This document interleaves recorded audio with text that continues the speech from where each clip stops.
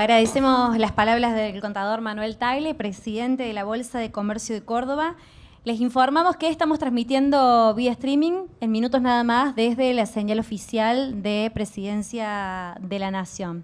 Agradecemos también y aprovechamos la ocasión para saludar a La Voz del Interior, medio que está cumpliendo 122 años de vida haciendo periodismo en Córdoba.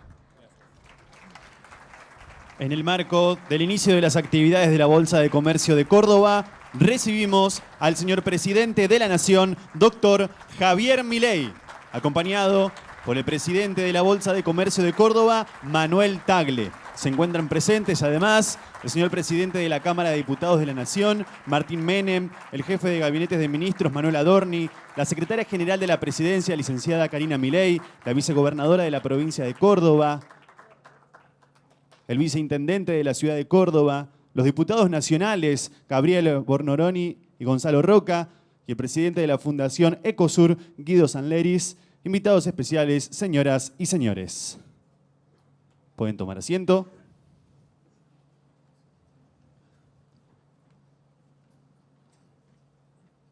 A continuación, escucharemos las palabras del señor presidente de la Nación, doctor Javier Milei.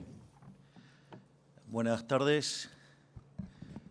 Muchas gracias a las autoridades de la Bolsa de Comercio de Córdoba por invitarme. Siempre es un placer y un honor enorme estar aquí en esta provincia. Y básicamente lo que voy a hacer en el día de hoy es explicar por qué Argentina está frente a una gran oportunidad para volver a crecer y para hacer grande a la Argentina nuevamente. La presentación tiene dos partes. Es bastante similar a la presentación que hicimos recientemente en New York, pero me pareció que vale la pena seguir reinsistiendo en por qué vamos a crecer. Entonces, son dos bloques. En el primer bloque explico cómo es nuestro proceso decisorio, porque no es trivial el mecanismo por el cual, digamos, uno enfoca y trata la política y sobre qué instrumentos se elige. Es decir, mi planteo a los ministros es: vamos a trabajar para hacer Argentina el país más libre del mundo. Digo, tan mal no nos está yendo. Desde que llegamos al gobierno avanzamos 40 puestos en libertad económica, sacando algunos casos, que son 2 o 3, de países que prácticamente estaban destruidos y tuvieron que ser reconstruidos. Sacando esos casos extremos, nadie logró lo que nosotros logramos en un sistema como el que tenemos en tan poco tiempo, mejorando 40 puestos, y eso está medido a mitad del año pasado. Así es que imagínense cuando se empiecen a contabilizar todas las reformas, por ejemplo, que pasamos a lo largo, digamos, de lo que fueron las sesiones extraordinarias. Entonces, la primera cuestión que tiene que ver con el proceso decisorio no es menor, porque además este camino hacia la libertad, que implica que además que aquellos países que son más libres crecen el doble, tienen un PIB per cápita 12 veces más grande, tiene 25 veces menos de pobre en formato estándar y 50 veces menos en el extremo. Básicamente hay un objetivo, pero no todos los instrumentos que dispone la política económica se pueden utilizar. Y eso no es menor porque, digamos, son las reglas, y es lo que además es el título de mi próximo libro, que se llama La moral como política de Estado. Y eso lo que sirve es para explicar cómo es el proceso decisorio, qué instrumentos sí, qué instrumentos no, y qué instrumentos de ninguna manera vamos a usar tampoco. Eso, digamos, ahora cuando después veamos el tema, hay un apartado sobre inflación, digamos, voy a hacer algunas reflexiones. Y la segunda parte de la presentación tiene que ver en mirar a Argentina como si fuera un modelo de negocio. Es decir, entonces, si ustedes, las condiciones del país, digamos, genera la oportunidad de que haya negocios, evidentemente habrá inversión. Si habrá inversión, digamos, habrá crecimiento. Eso traerá más productividad, mayores salarios, menos pobres, menos indigentes y mejora en la calidad de vida de todos los argentinos. Entonces, si Argentina está en condiciones de crear valor, consecuentemente Argentina podrá, digamos, crecer. Entonces, lo que tiene que ver con el marco, digamos, bajo el cual nosotros tomamos decisiones, y es esto que nosotros llamamos la moral como política de Estado, nosotros decimos que existen un orden de mérito de 3 elementos bajo los cuales se suele analizar o tomar decisiones de política. En general, las más frecuentes, y yo creo que es parte de por qué el debate se ha degradado y por qué, digamos, los socialistas, pese a que tienen ideas espantosas, pese a de que lo han intentado en cerca de 45 países y siempre han fracasado, y además, o sea, fue un fracaso en lo económico, en lo social, en lo cultural. Asesinaron a 150 millones de seres humanos. A pesar de eso, Dios, siguen dando la batalla, digamos. Entonces la pregunta es, ¿qué es lo que hicieron? Bueno, ellos se arrogan ser altruistas. Obviamente que en esa... Primero que todas las cosas que prometen son siempre falsas, pero son muy seductoras para el oído humano.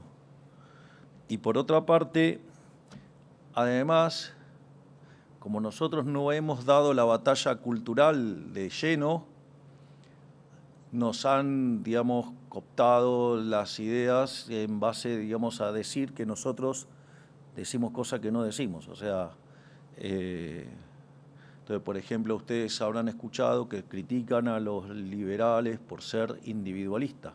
Y el individualismo en el liberalismo no es una cuestión de ego, es una cuestión de reconocer que somos individuos, que somos distintos y que nosotros pensamos en términos de que cada uno de nosotros, digamos, es independiente, o sea, se reconoce a cada individuo. Bueno, pero ellos son muy hábiles en, digamos, sin ir más lejos, una persona, digamos, cuyo único talento es haber sido hijo de... Díaz hizo un comentario sobre la nota que yo hice con Majul, donde, digamos, básicamente, donde yo decía que nada, que había bajado 20 kilos y que mis estudios daban indicadores propios de una persona de 30 años. Salió a decir que yo tengo una distorsión de la realidad, que creo que tengo 30 años, lo cual es una estupidez del tamaño de una casa. Digo, alguien que, digamos, ha admirado siempre tanto a Milton Friedman, y primero los datos, digamos, cuando miro el espejo, digamos, el primer dato es ese, que claramente no tengo, digamos, 30 años, pero que eso no quiere decir que me cuide y tenga digamos, los indicadores como tal.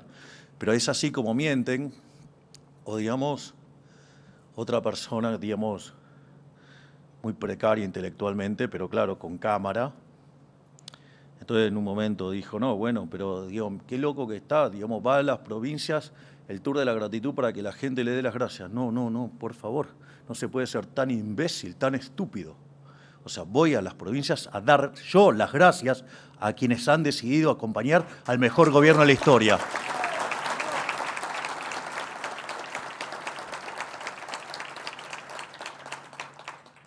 Así es que, digamos, no solo que tenemos que gobernar, sino que tenemos que gobernar contra la retórica de esta horda de vagos que lo único que saben hacer es hacer buenos argumentos para tocar la sensibilidad de los seres humanos y poder seguir viviendo como parásitos que son, que yo la verdad que no sé si odian más bañarse o trabajar. No sé, es un dilema que todavía no encuentro, pero creo que más le molesta trabajar, porque cada 2 por 3 cuando van a hacer lío a a las inmediaciones del Congreso se llevan unas lindas duchas, pero bueno, es, digamos, un elemento de otro índole.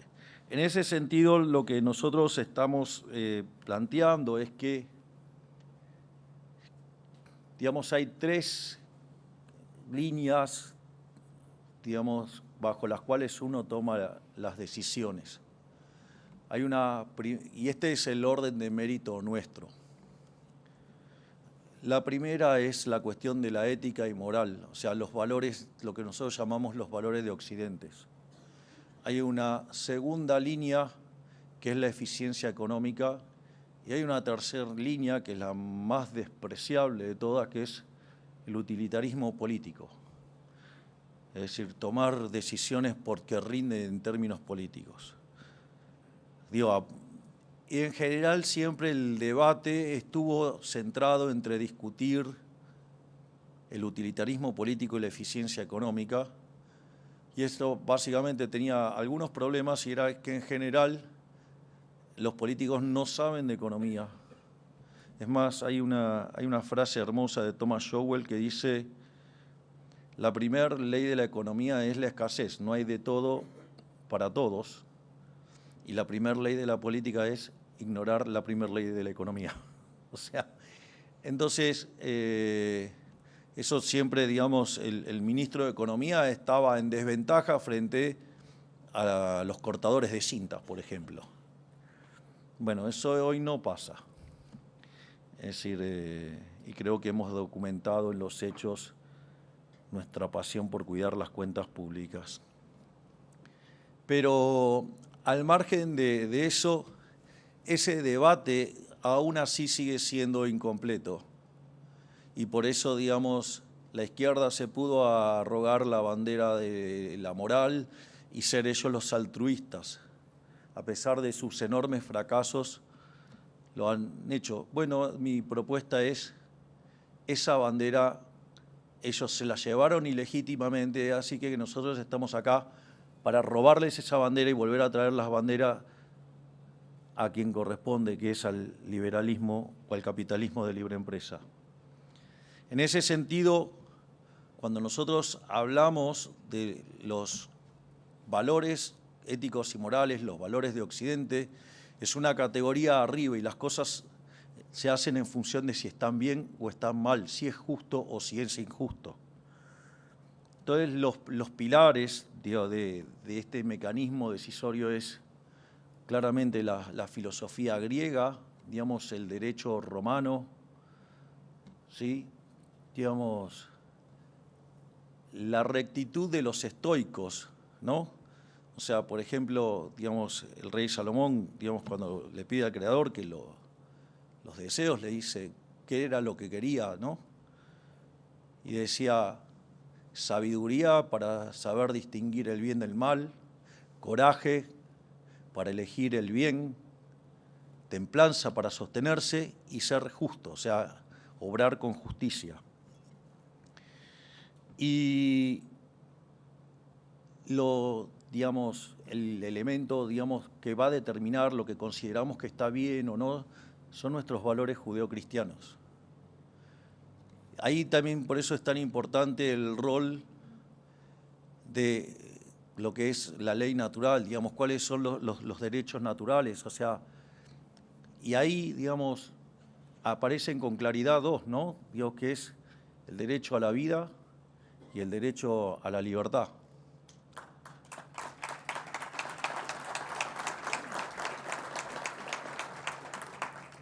Digamos, en ese sentido, por eso nosotros también enfocamos mucho en lo que es sulpiano, ¿no?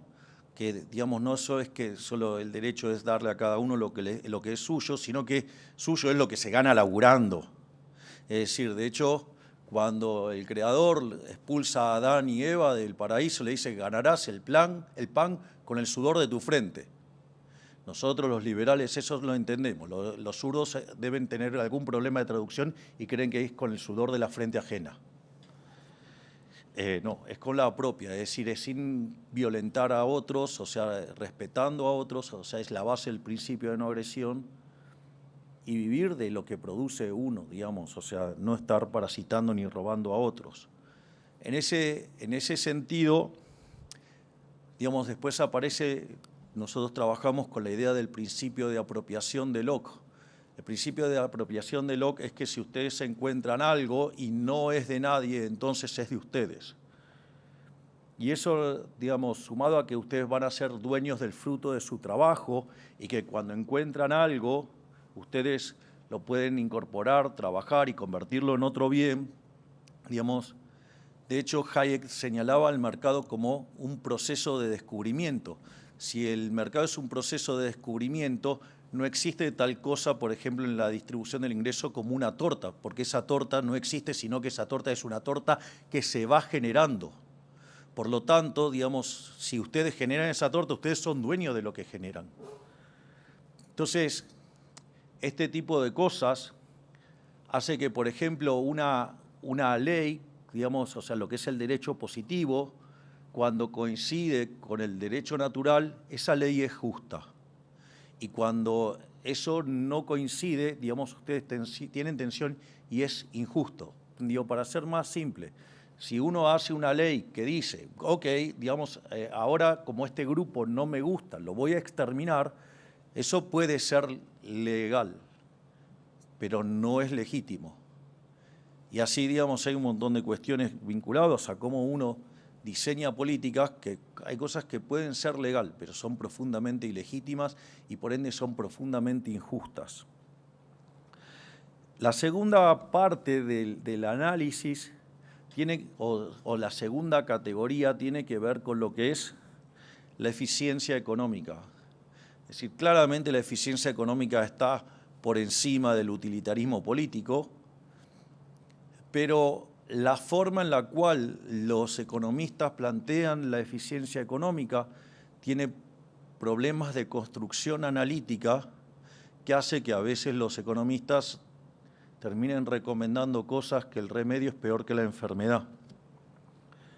Entonces, si bien, digamos, hay cosas, digamos, que el buen análisis económico no avalaría de lo que son las políticas utilitaristas, es decir, difícilmente ustedes pueden encontrar algún economista semi-razonable que avale que durante un año electoral se emitan 13 puntos del PBI, o que deje 4 bases monetarias venciendo en un día, o que tenga el equivalente a 9 o 10 bases monetarias en deuda en pesos venciendo a 30 días, o dejar deuda por importaciones por 50.000 millones de dólares, o vaciar el Banco Central y dejarlo con reservas netas negativas. Pero cuando la política le gana, digamos, al análisis económico, pasan ese tipo de cosas. Sin embargo, ese análisis es insuficiente, o sea, digamos, le falta todavía poco más. Y por eso una de las cosas que yo propongo en esta forma en la que se debate es la forma en la cual se define eficiencia. El tema de la eficiencia, digo, no es un invento nuevo. O sea, digo, ya, digamos, leen Genofonte y van a encontrar, digamos, o sea, 384 años antes de Cristo y ya, digamos, o sea, estas cosas se discutían. Pero al margen de eso, lo importante es que, digamos, ya en Adam Smith estaba bien claro la idea de la mano invisible, que cada uno, guiado por nuestros propios intereses, conducen al máximo bienestar general. Y probablemente, digamos, es la metáfora de la mano invisible, es muy linda, pero, digamos, mucha gente no la entiende, por eso a veces es mejor trabajar con la de Bastiat, ¿no? Que es lo que se ve y lo que no se ve, pero el concepto es bastante claro. Y eso, la forma en la cual se aborda el problema de la eficiencia no es trivial. Entonces es como yo digo en las distintas presentaciones, planteo la dualidad entre mirar este problema en la lógica que lo mira un economista neoclásico, que es el óptimo de Pareto, y la lógica, por ejemplo, como lo plantea Hans Hermann Hoppe. El problema del planteo estrictamente neoclásico es que es un subproducto de la demostración de existencia, o sea, del análisis del equilibrio. O sea, digamos, un economista, cuando mira un problema, digamos, de equilibrio general, se hace tres preguntas. Se pregunta si el equilibrio existe, se pregunta si el equilibrio es único y después se pregunta si es estable. Ahora, cuando ustedes se hacen eso es una dimensión. Entonces, digamos, si ustedes las funciones, digamos, de exceso de demanda deriva de conjuntos que son convexos, ¿sí? Que sea convexo quiere decir que si ustedes toman dos puntos cualesquiera y los unen, lo que está dentro del conjunto, digamos, dentro de esa línea existe en el conjunto. Ejemplo, yo hago una línea de acá hasta acá, si la uno está dentro del conjunto. O sea, es un conjunto convexo. Un círculo es un conjunto convexo, un cuadrado es un conjunto convexo. Si yo tengo una dona, no es un conjunto convexo, porque yo tomo dos puntos, lo quiero unir, y puede pasar por el medio de la dona, y ahí no existe. Entonces, ustedes para demostrar la existencia necesitan algo que se llama, un instrumento que se llaman teoremas de punto fijo, que no es ni más ni menos que una generalización del teorema del valor medio. Es el teorema del valor medio, si se recuerdan, si una función es continua y pasa de negativo a positivo, en el medio hay va a haber un punto donde es cero. O sea, no necesariamente en el medio, sino va a haber un punto entre esos dos puntos que es cero. Bueno, eso vendría a ser el exceso de demanda. Cuando el exceso de demanda es cero, quiere decir que el precio es el de equilibrio. Por lo tanto, si ustedes tienen un conjunto que es convexo, ¿sí? Las funciones son continuas, si son correspondencias son semicontinuas, y eso permite que el equilibrio exista. Si además ustedes solamente tratan con aplicaciones punto a punto, es decir, que un precio solamente contesta una sola cantidad, entonces además ese equilibrio va a ser único. Y si además,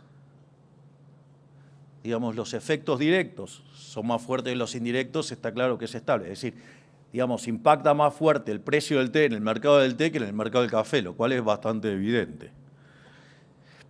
Entonces, en ese sentido, ustedes resuelven el programa del equilibrio que existe, que es único y que es estable. El problema es cuando los economistas, además, le queremos cargar o poner una dosis normativa a esta. Ahora queremos demostrar que es eficiente. Ahora, para ser eficiente y para tratar de mapear con la idea de Adam Smith, entonces todas las partes que constituyen el exceso de demanda tienen que estar optimizando.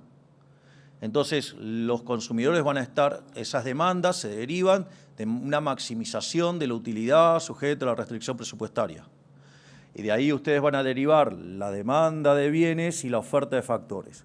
Cuando miren las empresas, van a maximizar beneficios, de ahí van a derivar la oferta de bienes y la demanda de factores. Entonces, si ustedes tienen funciones de demanda que surgen de optimización, funciones de oferta que surgen de optimización, digamos, cuando ustedes llegan a encontrar el equilibrio, ese equilibrio además se está maximizando. Por lo tanto, se cumple el primer teorema del bienestar, que todo equilibrio competitivo es óptimo de Pareto. Creo que estoy ganando en mi intuición de explicar temas complejos como fácil.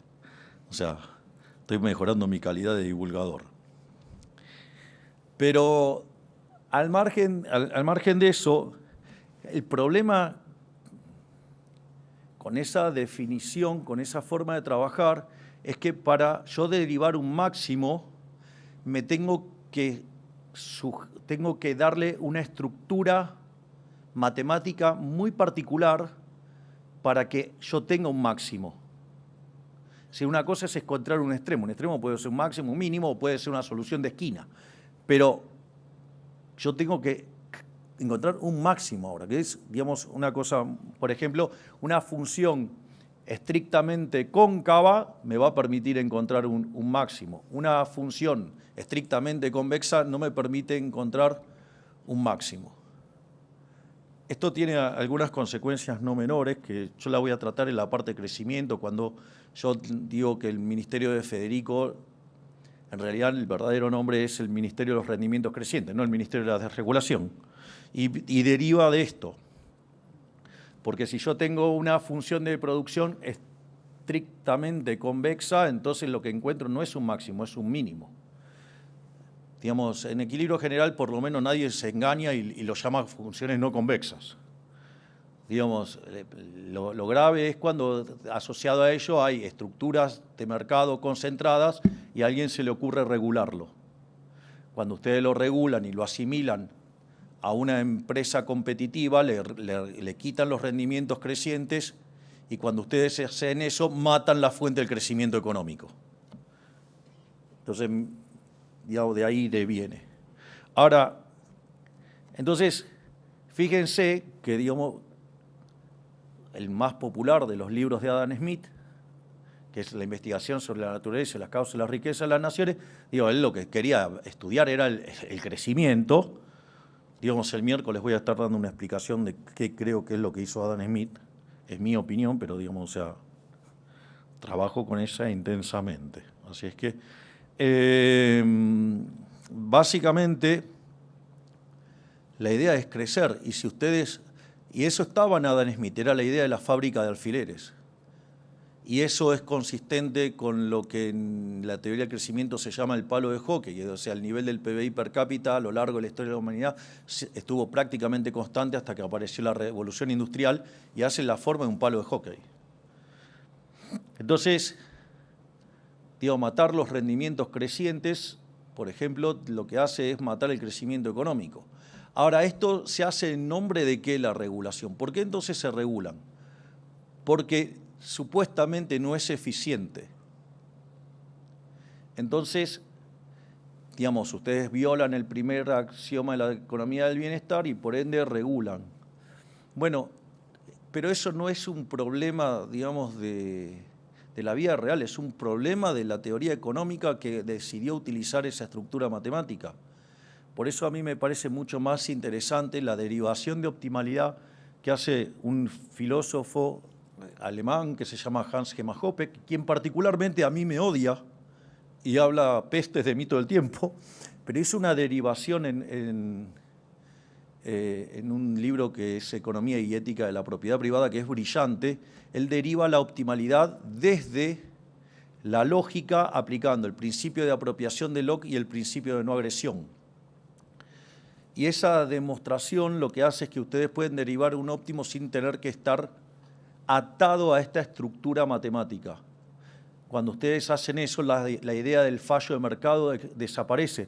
Porque ¿qué es lo que se define como fallo de mercado? Es lo que yo estoy observando respecto a lo que yo defino como el óptimo y a eso lo llamo fallo de mercado.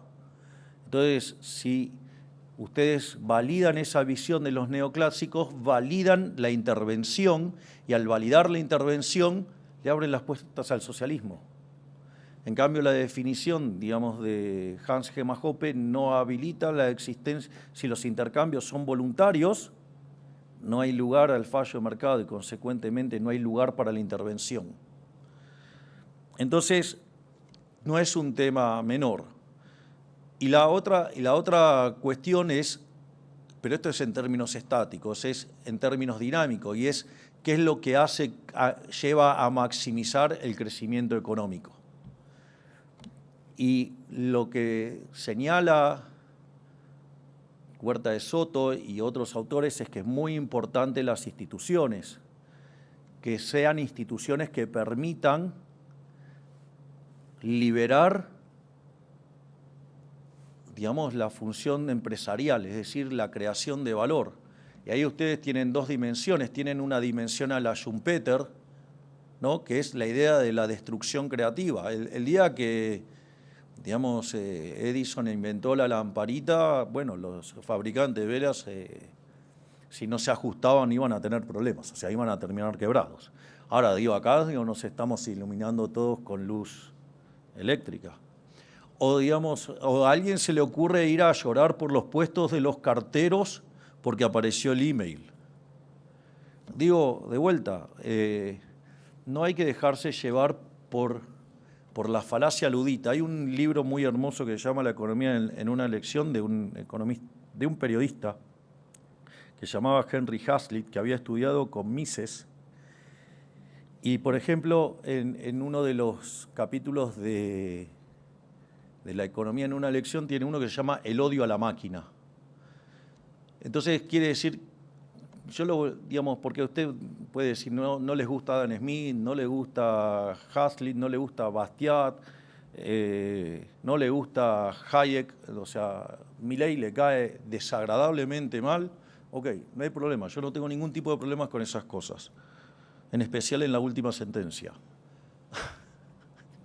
Pero a lo que voy es, a ver, si fuera cierto que el progreso tecnológico destruye puestos de trabajo, esto es muy interesante, porque hoy la tasa de desempleo tendría que ser del 90%. Y ustedes dicen, ¿y de dónde sacas ese número? Bueno, si el progreso tecnológico destruyera puestos de trabajo, quiere decir que a partir de la revolución industrial, si lo fechamos como un momento donde empieza la expansión, entonces quiere decir que los puestos de trabajo son los que teníamos en ese momento y no más. Y si en ese momento en el planeta vivían 800 millones de seres humanos y hoy viven 8.000, quiere decir que la población se multiplicó por 10 y siguen habiendo la misma cantidad de empleos. Si el progreso técnico destruyera puestos de trabajo, tendríamos un desempleo del 90%, lo cual me voy a salir del protocolo, perdón, pero es una pelotudez del tamaño de una casa, ¿ok?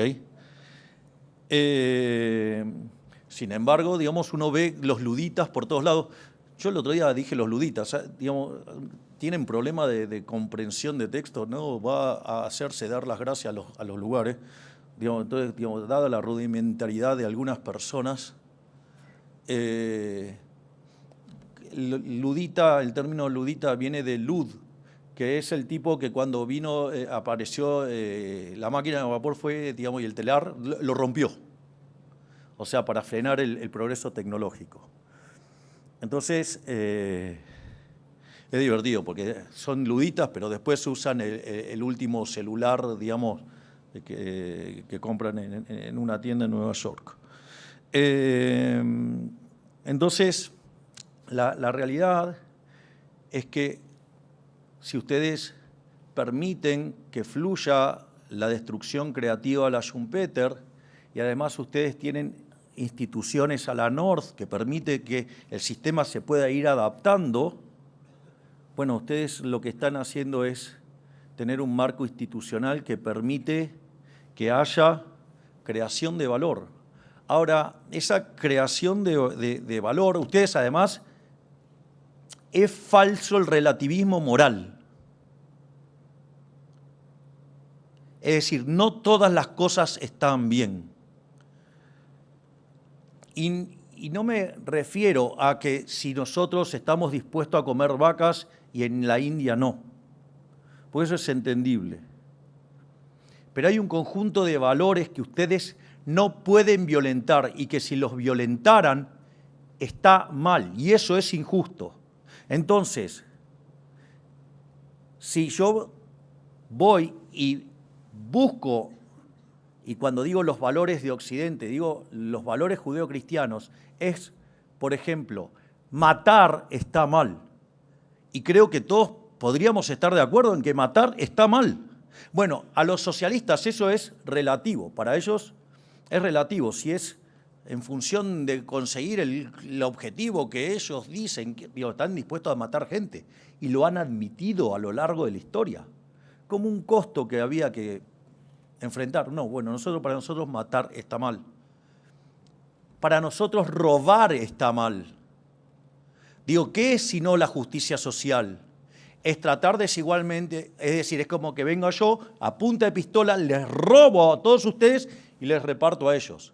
Claramente, ustedes van a estar enojados y ustedes van a estar felices. Es más, puedo hacer algo profundamente inmoral. Tengo 5 personas, uno gana 500, los otros ganan 0, le saco 400 al que tiene 500, le doy 100 a los otros 4 y es una maravilla. Voy a las elecciones, gano con el 80%. Pero ¿cuál es el problema de eso? Sí, utilitaristamente, en términos políticos, es brillante. En términos morales, es siniestro, porque estoy robando y robar está mal. No solo eso, es más, el primer mandamiento, digamos, si lo leen desde la Torá y no, digamos, desde cómo fue adaptado después, lo primero que proclama es la libertad.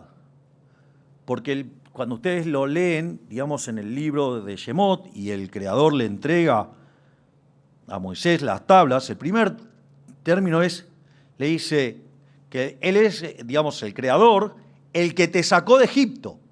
Es decir, el primer mandamiento lo que declara es la libertad. Entonces, fíjese, está la libertad, está el derecho de propiedad, está el derecho a la vida, están las bases para llevar una vida ordenada. O sea, se definen cuáles son los pecados capitales. Es decir, uno de los principales problemas que tiene el socialismo es que está basado en ¿qué? En la envidia. Y la envidia, digamos, no es solo que puede derivar en un problema de externalidad negativa en consumo que genere una situación circular que no se permite resolver el equilibrio. Digo, eso es bullshit. Digo, es un problema, digamos, en la cabeza de los economistas que queremos resolver un sistema de equilibrio general, pero ese no es un problema de la vida real, porque llega un momento que si usted no decide porque el otro no decidió y el otro no decidió porque usted no decide, bueno, llega un momento que, digamos, si no lo hacen, no les va a ir bien. Por lo tanto, van a resolver el tema y supongan que lo pensaran en términos de alimentación. Entonces, ese no es un problema real, es un problema matemático, no es un problema de la vida real. Un problema más cercano a la vida real es como lo trataba Mises, el problema de la envidia, desde la perspectiva de la justicia social, digamos, donde ustedes ahí, digamos, revientan, digamos, es injusto, digamos, es un trato desigual frente a la ley, pero ustedes además le están apropiando y están reventando el ahorro. Entonces, digamos, no solo que es injusto, es ineficiente, sino que además dinamita los incentivos ¿para qué? Para crecer, porque están violentando la propiedad privada. Entonces, digo, ¿para qué van a producir si se los va a robar otro? Y después hay una dimensión todavía mucho más, que es una que, digamos, yo estuve desarrollando, todavía no la publiqué, pero ya se las adelanto para ustedes, que es el rol de la envidia destruyendo las funciones de demanda. Cuando ustedes construyen las funciones de demanda y toda una axiomática de la teoría de la elección, hay un axioma. Hoy me levanté con toda la topología en la cabeza. Les juro que no es lo que dice acá, pero me levanté así hoy.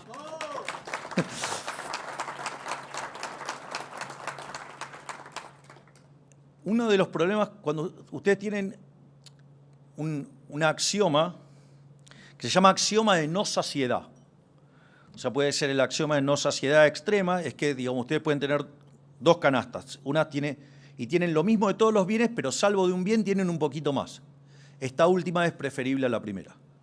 Y la otra es el axioma de no saciedad débil, digamos, que ustedes pueden estar saciados de todos los bienes, pero no de uno, entonces siempre existe la posibilidad de que elijan esa canasta que tiene más, es preferir más a menos.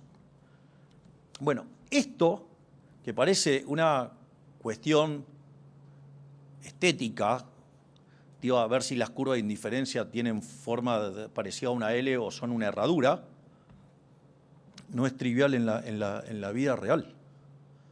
Porque cuando ustedes tienen individuos siniestros, nefastos, envidiosos, que es la base de los socialistas, son envidiosos, resentidos, básicamente son personas que prefieren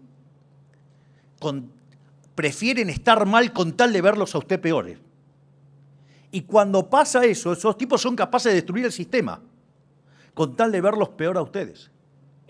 Cuando ustedes pasan eso, digamos, el sistema no tiene funciones de exceso de demanda. Nos quedamos sin análisis de equilibrio general. Entonces, digo, no es un chiste tener del otro lado personas que están dispuestos a romper todo con tal de verlos mal. Eso es el kirchnerismo. están dispuestos a romper todo y a hacer cualquier tipo de barbaridad con tal de verlos mal a ustedes porque ellos no están en el poder.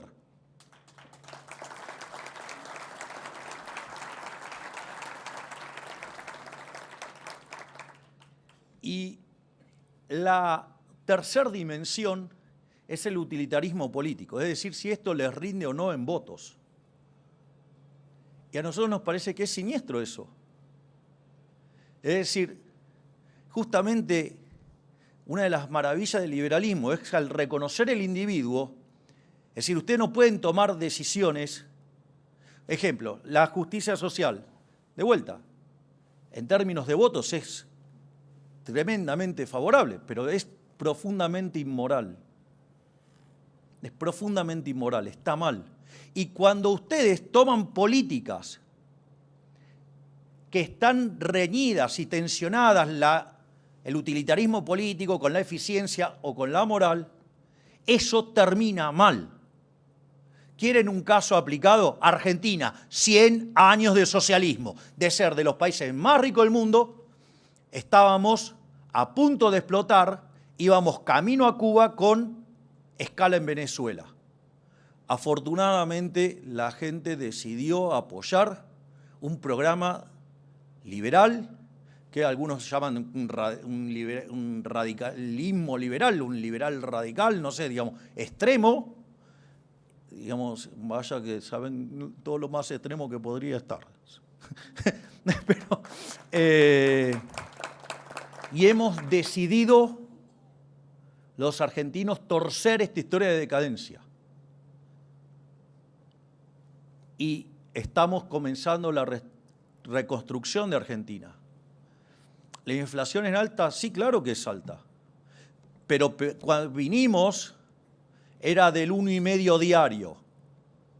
Cuando llegamos, la mayorista era del 54. Como venía la dinámica, íbamos con la cantidad de pasivos monetarios en el central que hubiera quintuplicado la cantidad de dinero, con la cantidad de deuda en pesos que hubiera aportado entre 9 y 10 bases monetarias más, entre el problema de la CIRA, el problema de las reservas netas negativas, digamos, íbamos a ir a una hiperinflación en torno al 15.000% anual. ¿Es alta la que tenemos? Sí, claro, pero venimos del peor lugar del infierno. Lo que tiene que ver con la pobreza, sí está, después de 8 años tenemos los niveles de pobreza más bajos de los últimos 8 años. Ahora, sí, tener cerca de 30% de pobres es un espanto, pero la realidad es que cuando nosotros llegamos, el indicador del INDEC mostraba 41, pero eso en realidad en una serie que está creciendo, mostrar un promedio de 6 meses, está subestimando lo que pasaba en las puntas. Y además recordemos que había controles de precios, que había, digamos, ustedes iban al supermercado y las mercaderías no estaban, por lo tanto era falso ese número. Obviamente que cuando uno sincera eso, ¿qué es lo que pasa? Y sí, subió la pobreza subió al 57%, cuando sinceramos lo que pasaba. Digamos, si de 57 la bajamos a 30, digamos, hay cerca de 15 millones de argentinos que salieron de la pobreza. ¿Estoy diciendo que estamos bien? No, pero estoy diciendo que, digamos, sacamos 15 millones de personas de la pobreza.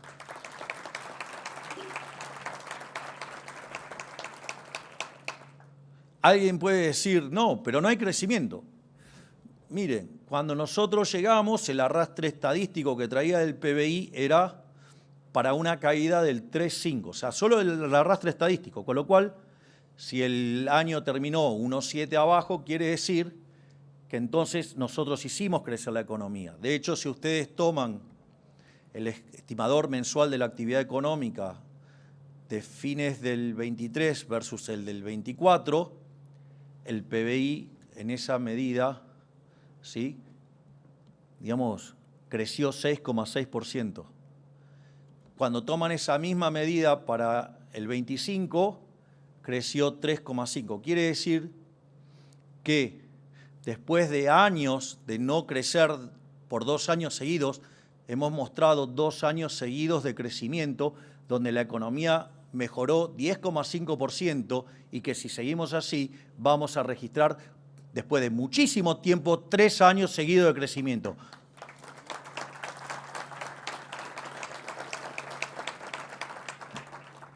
Entonces, ahora voy a contar por qué soy optimista con Argentina. Y lo voy a plantear el caso argentino como si fuera el análisis de un negocio. Cuando ustedes analizan una empresa, básicamente ustedes ¿qué miran? El flujo de fondos descontados, ¿no?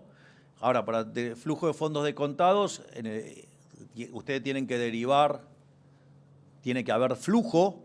Para que haya flujo tiene que haber un negocio, tiene que tener rentabilidad, le tienen que detraer los impuestos, pero del valor también depende del crecimiento y también depende de la tasa de interés. Entonces, lo primero que me gustaría ver es si hay negocios para hacer en la Argentina, es decir, si hay de dónde derivar ingresos. Y claramente que Argentina tiene un montón de sectores que van a generar muchísimo crecimiento y que ya lo están generando, de hecho. Esto también es buenísimo. No, bueno. Sí, claro, claro, porque es tan evidente cómo le rompe los ojos el tema de que la economía crece. No, bueno, pero el crecimiento es dispar. Yo no estoy diciendo que lean la literatura que me gusta a mí, porque si no sería como sesgo de confirmación. Pero si van y leen Hirschman y miran la estrategia del crecimiento y el desarrollo, no es algo equilibrado. O sea, va a haber sectores que se van a expandir y hay sectores que se van a contraer. El día que aparece el email, bueno, los carteros van a tener problemas, van a tener que trabajar de otra cosa. Pero son sectores más productivos, con lo cual además van a tener mayores salarios. Si ustedes, de vuelta, las velas, el ejemplo que quieran. O acaso, todos ustedes seguro que tienen celular o andan usando, hay gente joven acá, pero hay gente que ha conocido los viejos teléfonos públicos que le poníamos fichitas para hablar. O sea, nadie anda usando eso ahora. Con lo cual, está claro que ha habido mejoras sustanciales. Entonces, no hay que tenerle miedo al pánico. Si los luditas tienen miedo por algún tipo de lo que fuera, bueno, hay que explicarles que están equivocados, que la evidencia empírica los... Entonces, ¿qué dicen? No, bueno, pero crece una parte, otra parte se estanca o cae. A ver, en el EMAE entran 15 sectores, 11 crecen. ¡Ey! Vamos, el índice de difusión está en torno al 70%. Es decir, lo que hay que entender es que nosotros, si nos jactamos de ser el gobierno más reformista de la historia, ustedes cuando hacen reformas estructurales, ¿qué creen? ¿Que no va a haber cambio en la asignación de recursos? ¿No creen que va a haber cambio en los precios relativos? O sea, es una idiotez creer que uno puede crecer todo balanceado. En especial cuando ustedes traen una estructura desequilibrada por regulaciones e intervenciones de 100 años. No se puede ser tan precario, por decirlo de manera elegante. Entonces, ¿tenemos sectores? Sí. Tenemos a la minería. La minería podemos hacer un montón de cosas. Tenemos cobre, tenemos litio, tenemos oro, tenemos minerales raros, tierras raras. O sea, una cosa fabulosa. Es decir, Chile, con la misma cordillera, genera 30 veces más que lo que generamos nosotros con la misma cordillera. ¿Todo por qué? Porque estamos abrazados a los ambientalistas idiotas extremos que,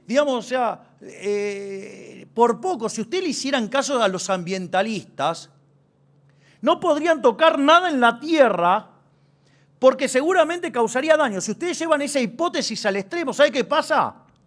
Se mueren.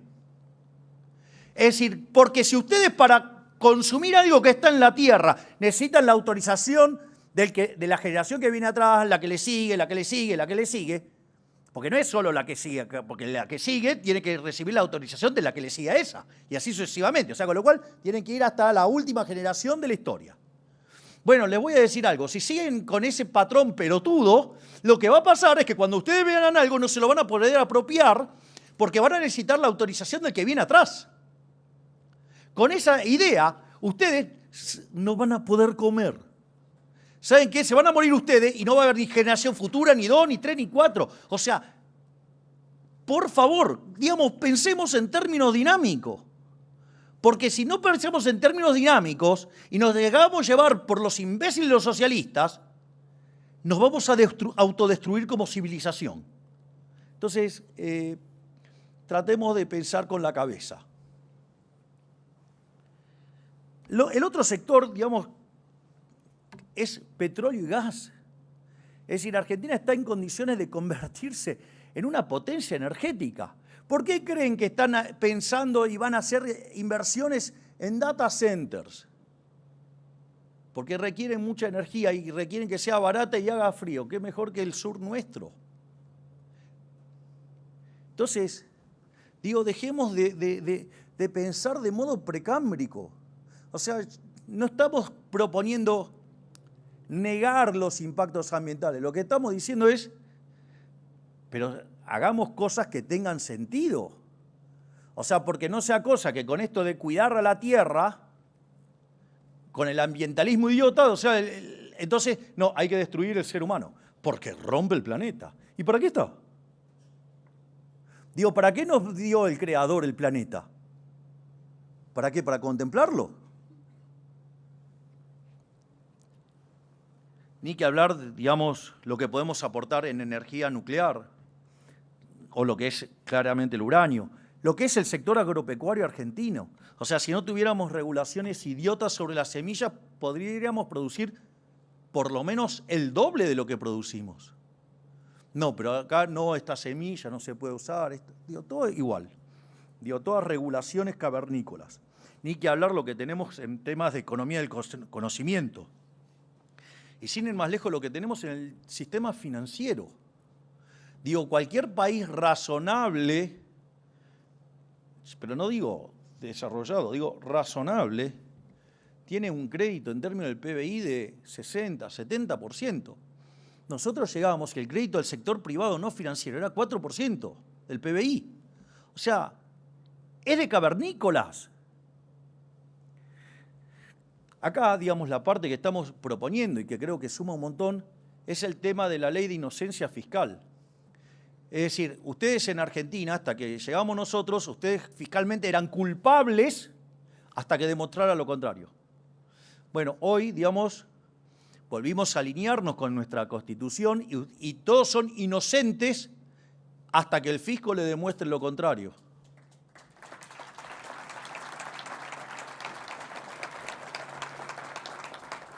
Eso significa que si ustedes tienen dólares en el colchón, lo pueden sacar y usarlo como se les dé la gana, porque ustedes en realidad se protegieron, ¿sí?, de 90 años de estafa del Banco Central. Entonces, digamos, o sea, no es que, digamos, ustedes son delincuentes, no, el delincuente era el que estaba en Reconquista 266, y ustedes se protegieron. Entonces, ustedes ahora, por ejemplo, pueden sacar los dólares del colchón, volcarlos en el sistema financiero, y que eso, digamos, empiece a generar posibilidades de inversión en el sector real. Esto es también muy interesante. ¿Por qué, digamos, el Banco Central ahora está avanzando en que esos dólares, digamos, puedan ingresar en instituciones y que puedan ir a financiar distintas actividades? ¿Saben por qué? Porque el argentino ahorra en dólares. Por lo tanto, necesita vehículos de inversión que puedan pagarlo. O sea, tienen que ser en dólares. Entonces, por eso hay como una suerte de split de la banca y de las instituciones, tal que ustedes puedan esos dólares volcarlos al sistema productivo. Es decir, ustedes no se pueden enojar con la realidad, tienen que actuar acorde a las restricciones que pone la realidad. Después de todo lo que sufrieron los argentinos con el peso, bueno, si quieren trabajar en dólares, trabajen en dólares. O sea, se les da la posibilidad de que tengan esos dólares, que los puedan meter en el sistema y que puedan, digamos, financiar actividades productivas y además todos crezcan. Es decir, en el fondo, lo que estamos haciendo es profundizar y que exista fuertemente el mercado de capitales. Y eso, digamos, hay potencialidad y enorme. Podemos multiplicar por 6, por 7, por 8 veces el sistema financiero. Miren si tenemos para hacer negocios. No solo eso, sino que otra parte importante de esto es ustedes generan flujo de fondos, pero claro, cuando generan resultados viene el Estado y les apropia y les saca recursos, digamos, vía impuestos.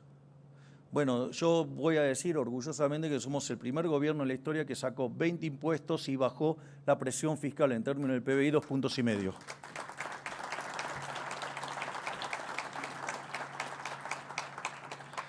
Y si nosotros podemos validar en los hechos el escenario base que desarrolló el equipo de Toto, de acá a que termine, digamos, si fuéramos reelectos al año 2031, estaríamos devolviéndole a los argentinos 500.000 millones de dólares. Vaya que sí que le estamos bajando los impuestos y devolviéndole la libertad a la gente.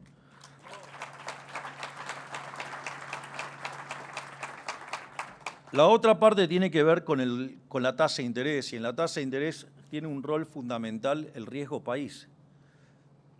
Nosotros en los 123 años de historia, antes de que nosotros llegáramos al gobierno, Argentina, digamos, tuvo solamente superávit en 10 casos, pero siempre era en condiciones donde estábamos en default, por lo tanto no pagábamos los intereses. Entonces nosotros cuando llegamos había un déficit en el Tesoro de 5 puntos del PBI, en el Banco Central de 10, y nosotros dijimos que íbamos a ir a déficit cero. Nadie ni siquiera debatía la cuestión monetaria, que imagino que no la discutían porque no tienen la menor idea, pero les parecía imposible que pudiéramos lograr el equilibrio fiscal a lo largo de los primeros 4 años de gestión.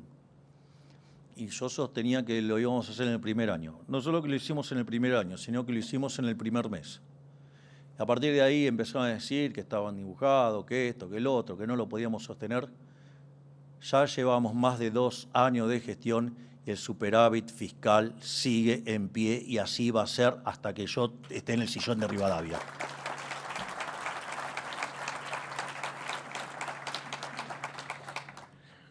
Por otra parte, teníamos el tema del déficit cuasi fiscal. Nadie hablaba de cómo terminar con eso.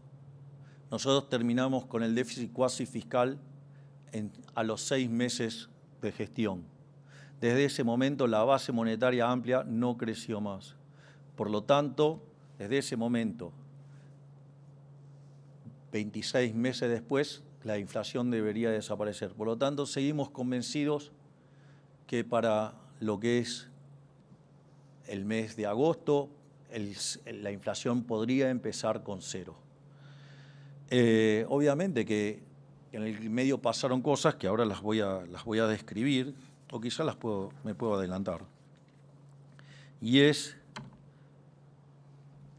si ustedes miran la tasa de inflación, la tasa interanual llegó a tocar picos de 300, tanto en mayoristas como en minoristas. Hoy la mayorista está en torno al 24, la minorista está en torno al 32, 33%. De hecho, la mayorista hubo meses que mostró deflación.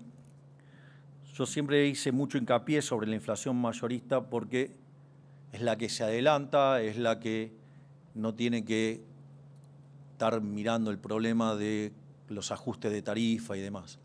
Pero el problema básicamente es, el gobierno anterior emitió 28% del PBI, 13% emitió en el año electoral.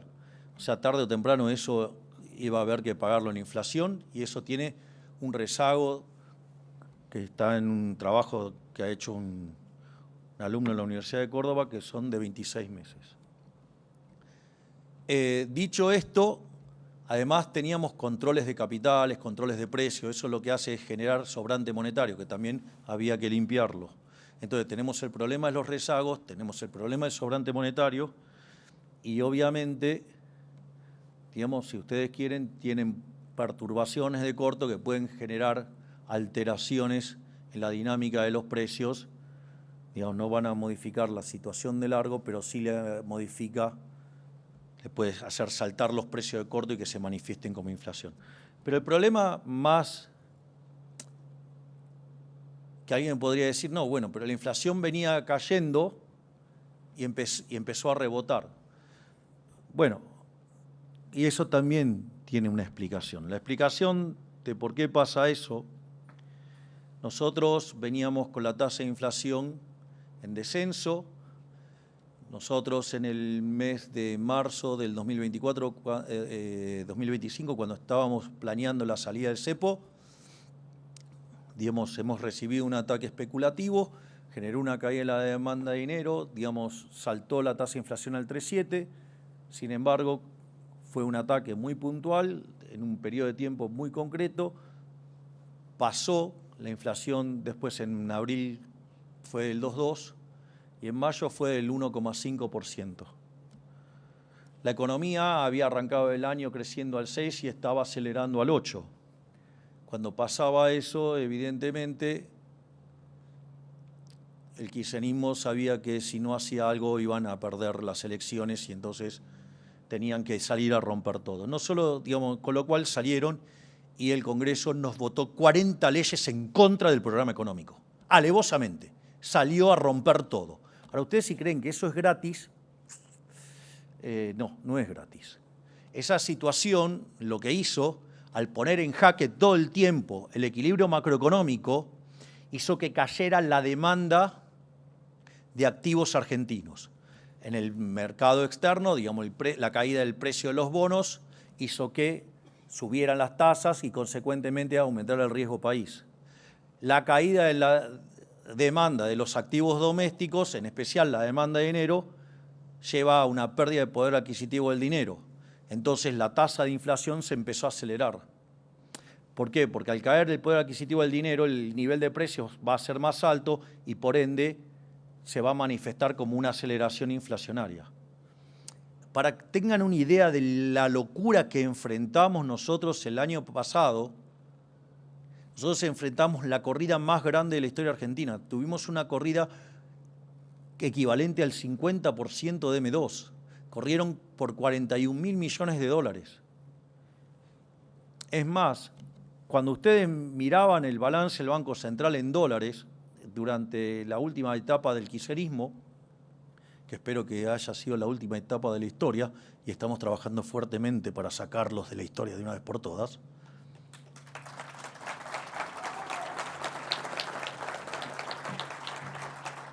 Gracias. Creo que usted quiere seguir ganando popularidad, Messi. Es el jefe de protocolo. ¿Saben lo que es lidiar conmigo, con el protocolo? Cíclope le quedó chiquito. Entonces, en ese contexto, nosotros lo que vemos es que ese ataque, digamos, fue enorme, pero hay algo que todavía es más complicado, porque cuando ustedes toman el pasivo del Banco Central, durante el kirchnerismo oscilaba entre 45.000 millones de dólares y 35.000 millones de dólares. O sea, llegaban a 45.000 millones de dólares, había un ataque especulativo, venía una devaluación, lo llevaba a 35.000 millones de dólares, ustedes se ponían en tasa a hacer carry trade, ¿hasta qué? Hasta que iba a 45 y volvía a saltar el dólar y así se movía. Es decir, que en promedio la economía argentina tenía unos pasivos monetarios por el equivalente de 40.000 millones de dólares. Con el desastre inflacionario que había, con todos los problemas que había, digamos, parecía un número bastante sólido. Entonces me pregunté por qué eso era así. Bueno, porque del otro lado está el sector privado que tiene que financiar el working capital, ¿no? Digamos que es la demanda de los activos domésticos. O sea, ustedes con eso hacen funcionar la economía. Es decir, no es que ustedes se compran una fábrica, ponen los fierros y ya funciona, no. O sea, necesitan working capital además. Ese working capital, que es el activo, digamos, del sector privado, el activo financiero del sector privado, la contracara es los pasivos monetarios del Banco Central. Quiere decir que entonces había como un número bastante granítico de 40.000 millones de dólares. Eso significa que es el working capital de la economía, es el capital de trabajo de la economía. Entonces, parecía un número, digamos, difícil de romper. Cuando ustedes miran cómo terminó el balance, cómo estaba el balance del Banco Central, los pasivos monetarios, digamos, el día previo a que las elecciones, o si quieren el día posterior, era de 28.000 millones de dólares. O sea, se había roto esa línea de los 40.000 millones. O sea, pero además, nosotros habíamos levantado los encajes, con lo cual eso implicó un aumento de la demanda de base de 8.000 millones. Quiere decir que la caída fue del 50%. Claro, por eso la economía venía creciendo al 8% y se frenó en seco y pasó lo que pasó. Entonces, eso implicó todo ese ataque especulativo, una aceleración inflacionaria e implicó una caída en la actividad económica. Es decir, nos costó más de 25.000 millones de dólares por lo menos en términos de actividad. Digamos, la economía podría haber crecido al 7 y terminó creciendo, digamos, cuando toman el PBI en la frecuencia trimestral, 4,5. Entonces quiere decir que se produjo un daño enorme. Entonces, no solo le saltó, digamos, o sea, digamos, le cayó la actividad, sino que además saltó la tasa de inflación. Ok, la pregunta es, ¿a qué? Ahora, digamos, me encuentro contra esta situación, que voy a modificar la forma de hacer política económica, que, digamos, porque nos saltó transitoriamente la tasa de inflación, que vamos a aplicar controles de precios. Es decir, vamos a violentar el derecho de propiedad, vamos a violentar la libertad.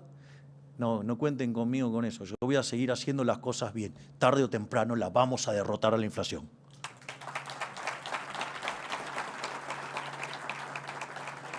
De hecho, desafío que alguien busque en la historia argentina que haya entrado en un año electoral apretando la política monetaria, recrudeciendo el equilibrio fiscal y levantando el cepo. No lo van a encontrar.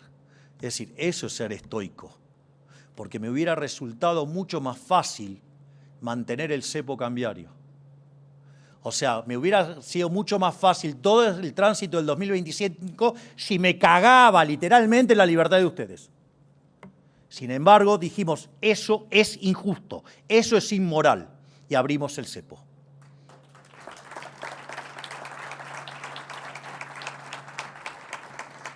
Otra parte más que quiero hablar es sobre el riesgo país. El hecho de que nosotros trabajemos con déficit cero, una de las cosas que implica es que la deuda no va a crecer.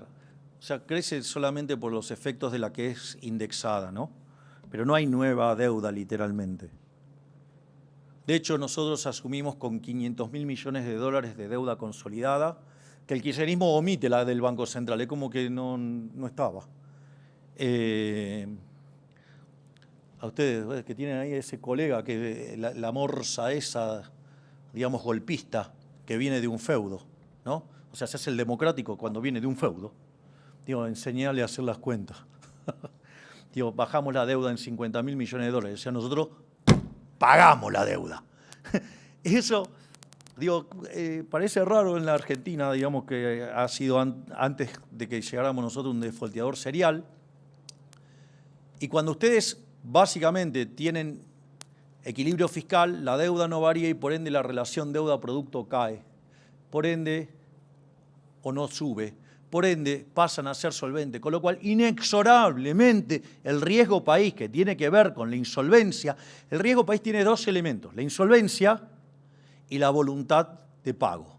Creo que he dado muestras del willing to pay fuertes, pero además con equilibrio fiscal, o sea, con déficit cero en la línea financiera, además somos solventes y tenemos capacidad de pago. Por lo tanto, inexorablemente en algún momento el riesgo país se va a desplomar.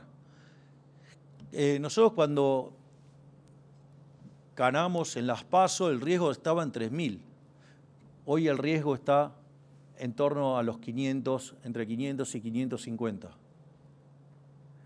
Ese nivel de riesgo implica que la economía está en condiciones de crecer 4 o 5%. Ahora, ¿ese es el verdadero riesgo de esta administración? No. Hemos colocado deuda al año 2027, es decir, durante nuestro gobierno. El riesgo país es 200. Con esa tasa Argentina podría crecer 7 u 8%. Por lo tanto, no vamos a cambiar la forma de hacer las cosas porque tarde o temprano se va a acelerar el crecimiento, va a caer la inflación y vamos a seguir sacando argentinos de la pobreza. Vamos a seguir en este sendero que va a hacer que la Argentina sea grande nuevamente.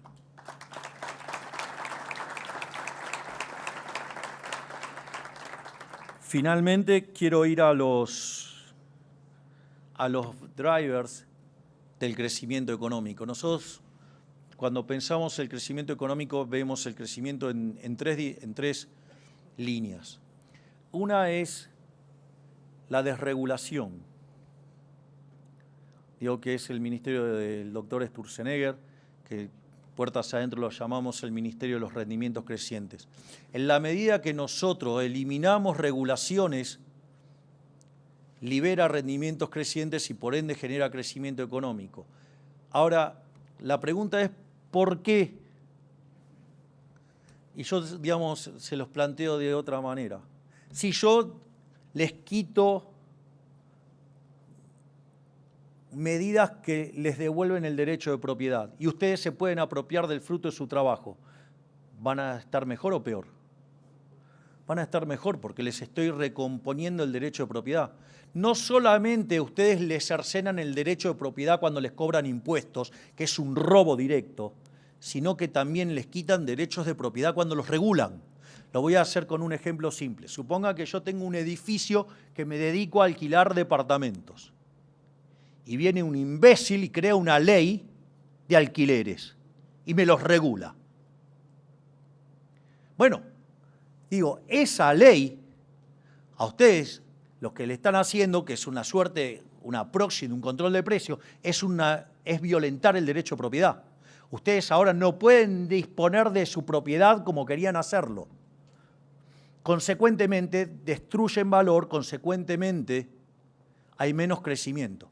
De hecho, fíjense, supuestamente esa medida se había hecho en favor de los más vulnerables. ¿Cuál es la consecuencia?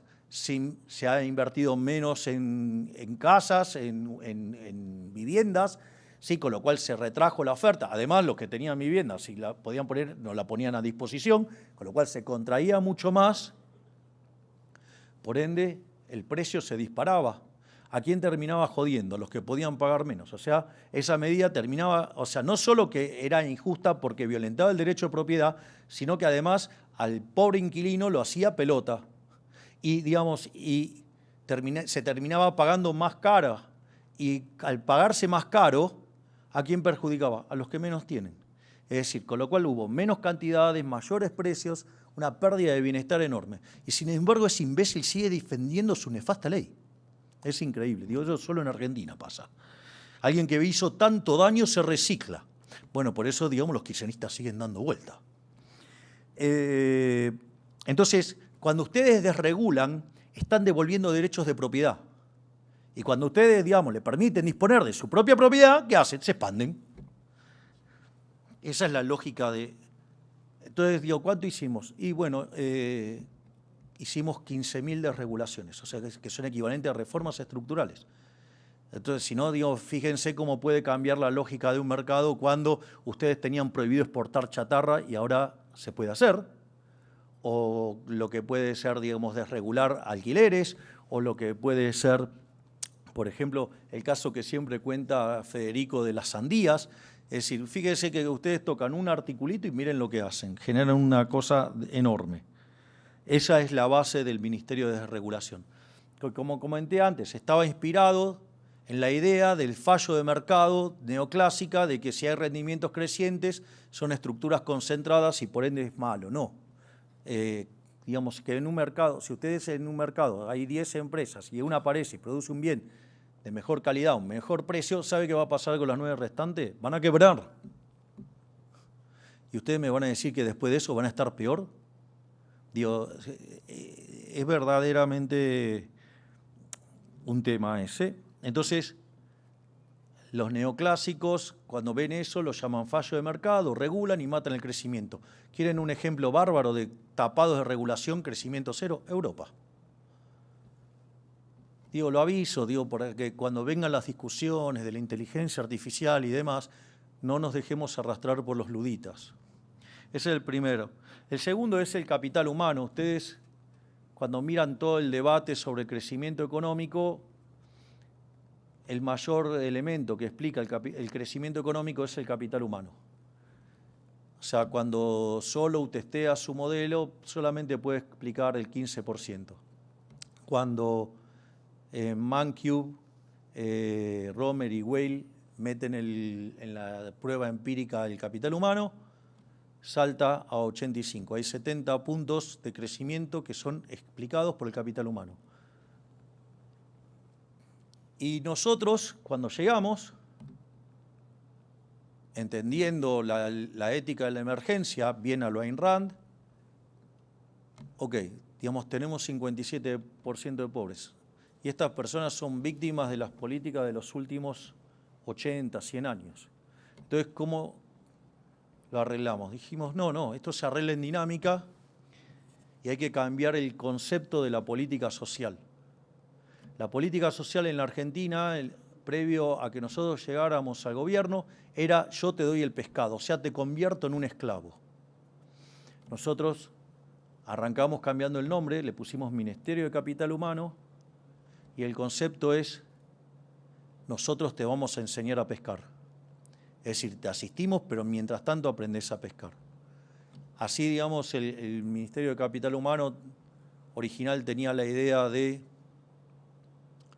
niñez y familia, que eso sigue porque, digamos, el núcleo central está en cuando llegan los niños a la vida y, digamos, y darle la contención suficiente para que puedan desarrollar su cerebro. Digamos, esta salud, digamos, usted necesita personas que no solo logren desarrollar su cerebro, sino que además estén sanas. Cuando ustedes se garantizan esos dos elementos, esas personas pueden ingresar al sistema educativo y tener un buen rendimiento. Y eso los prepara para, digamos, su vida laboral posterior. Pero como en el medio también había personas que quedaron y que se cayeron del sistema, también se los dio contención para que para reconvertirse y que puedan reintegrarse al mercado laboral. Por lo tanto, pero lo más importante, dejamos de pensar la política de contención social como estar regalándole el pescado y enseñarles a pescar, y que si es posible tengan unas fábricas, digamos, de una empresa que se dedique a la pesca. O sea, un cambio total en cuanto a enfocar el problema. Es decir, nosotros no queremos esclavos, queremos ciudadanos libres.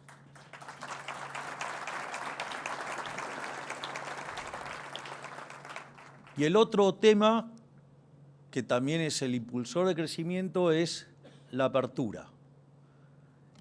Nosotros lo que vemos es que Argentina, cuando tomamos el coeficiente de apertura de Argentina, que es las exportaciones más las importaciones en términos de PBI, Argentina es el país más cerrado del mundo. Acorde al ingreso que tenemos, tendríamos que tener un coeficiente de apertura del 93%. Tenemos un coeficiente de apertura de 28, basta, se terminó el debate. En el índice que desarrolla el Banco Mundial en cuanto a apertura económica, releva 179 países, estamos 178. Basta del verso,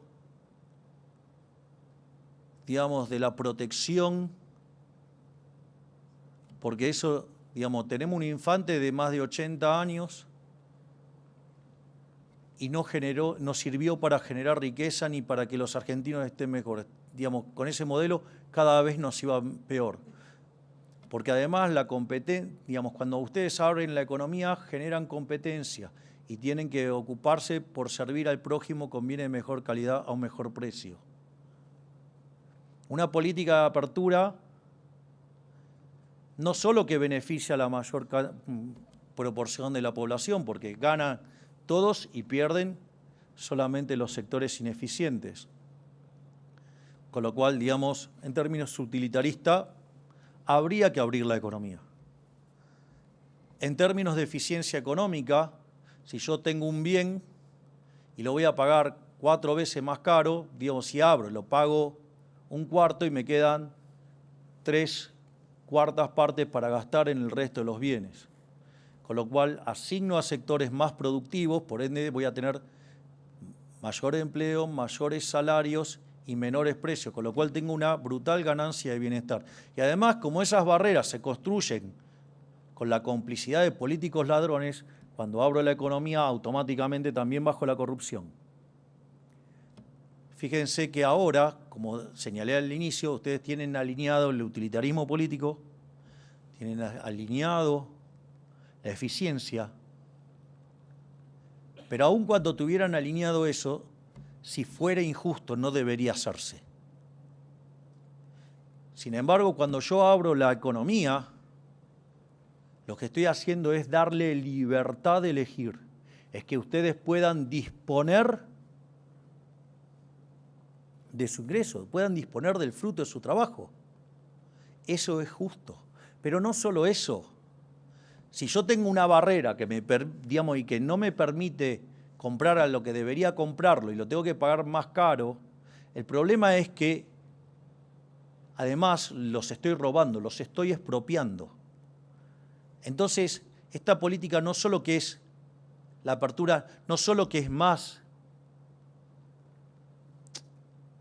rendidora en términos de utilitarismo político, porque son más los que ganan, muchísimo más los que ganan que los que pierden, no solo que es muchísimo más eficiente, porque tengo mayores salarios, mayor empleo, menos precios, además tengo menos corrupción, pero sobre todas las cosas, esta política es justa, porque les devuelve libertad y les devuelve propiedad privada. Por lo tanto, cuando ustedes hay tensión entre los valores éticos y morales, lo que es la eficiencia y lo que es el utilitarismo político, esa política económica tiene que ser descartada, o política de Estado, tiene que ser descartada por injusta. Sin embargo, cuando ustedes tienen alineados los valores éticos y morales, la eficiencia y el utilitarismo, significa que entonces esa política es justa. Esa sí es una política que vale la pena ser llevada a cabo, porque es justa y eso es lo que va a traer prosperidad. Eso es lo que estamos haciendo y eso es lo que hará a la Argentina grande nuevamente. Muchísimas gracias.